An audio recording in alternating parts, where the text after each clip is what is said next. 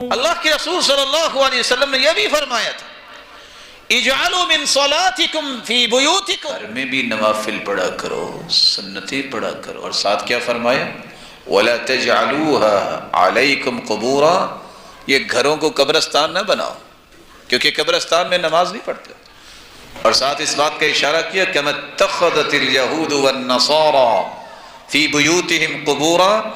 جس طرح یہودیوں اور عیسائیوں نے اپنے گھروں کو قبرستان بنا لیا۔